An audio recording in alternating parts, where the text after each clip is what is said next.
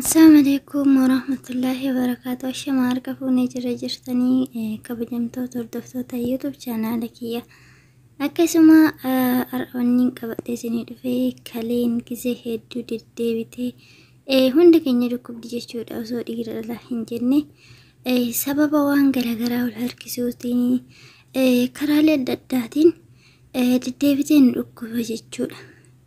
Kanaafuu kalee tana yoo maal fayyadamne yoo maal goone dhibee kalee ofirraa ittisuu dandeenya. Yoo mana yaalaa deemne miti.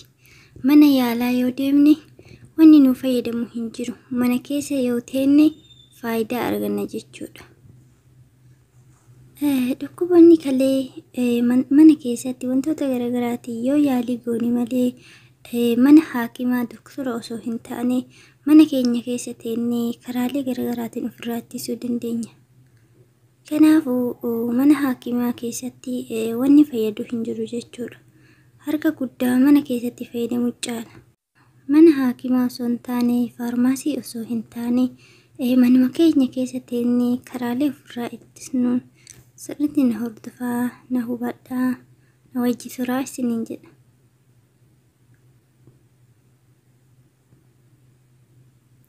Tokkoffaarratti bishaan dhuguun dhukkuba kalee ofirraa ittisuuf faayidaa guddaa of keessaa qaba.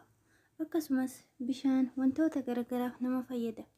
Ganama garaa qullatti bishaan qorraan baay'isnee dhuguun hedduu takka nu gargaara jechuudha. Kalee keenyaaf hedduu faayidaa guddaa of keessaa qaba. Bishaan kana bichaa miti. Wantoonni inni barbaachisuu fi guyyatti barbaachisu osoo danda'amee liitira 1 hanga 3 dhugame. Garuu hangana dhugame jedhanii murteessuullee baay'ee ulfaata. Maaliif jennaani yookiin qilleensa ho'aa qabbanaawaa qilleensi waliin fakkaatu.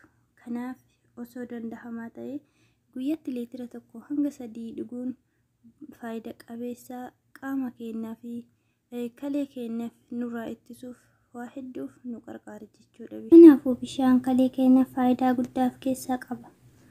Bishaan kalee keenya bichaaf osoo hin taane goguu mar'imaan keenyaa fi dhukkuba kaleetiif faayidaa guddaa of keessaa qaba jechuudha.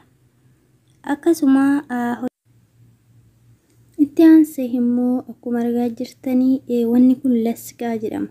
Gizee kaleen keenya hilli nu dhukkubee kaleen keenya nutti ka'etti lisqaa kana bakka lamatti murree kalee keenya irra kaawwachuu ni dandeenya. Lisqaan kuni faarmaasiidha kan hin argamu. Garuu afaan arbaata lisqaadhama afaan keenya hin beeku. Kanaaf baay'ee tokko nu fayyada jechuudha.